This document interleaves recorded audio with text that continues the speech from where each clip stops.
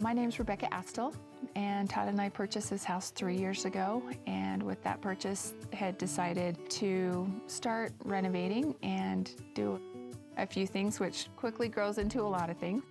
In the beginning, the plan was to use subcontractors, and as the market changed here and building got really busy, it was more difficult to find qualified or available subcontractors. So a lot of the work was done initially by our general contractor or the original builder of the home, but where they couldn't complete something or where they didn't have the bandwidth to handle it, we decided to step in and do it.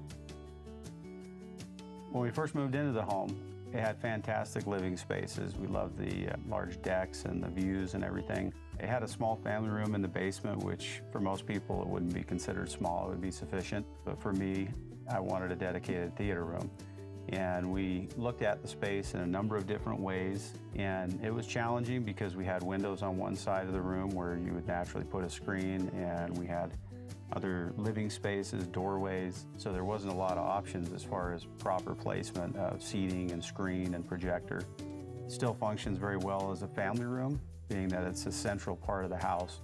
Today we have shuffleboard and rod hockey and other games to play. So oftentimes we use the space as a gathering and not just watching movies, but snacks and games for the kids and a place for the adults to congregate. Sometimes it's easy to come up with ideas and more difficult to implement. So I would say you could call me the idea man and Rebecca the muscle, because honestly, she worked hand in hand with our contractor to install the new flooring, which was a challenge. The rustic wood that we use is not made to go on floors, so it doesn't cooperate. It's not straight.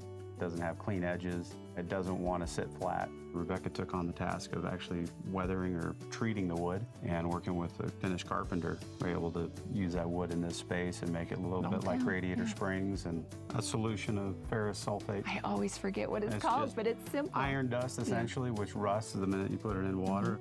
That rust reacts with some of the components in the black tea and gives you kind of a grayed out material. Everything you look at is new. All new paint, carpet, railings. Our plaster contractor was phenomenal and did a great job. But all the design features and the accent lighting and the cove above the dining table, Todd had all these amazing ideas that he had in his brain, and we just had to get there and execute them. And once you saw the finished product, you could see how well they just melded together. It was wonderful.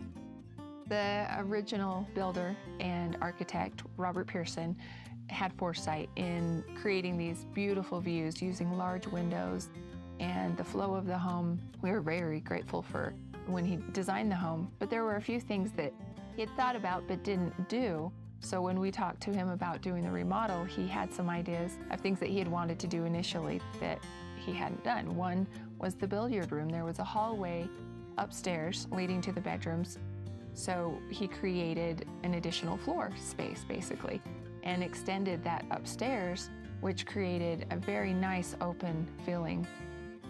We were excited for the opportunity to involve our kids in the renovation and teach them to work hard and have them hammer and destroy walls that normally you wouldn't let kids do, or wait for the thank yous. Maybe later in life when they look at taking on a project like this, or that they might feel a little intimidated by, that they'll have a little confidence.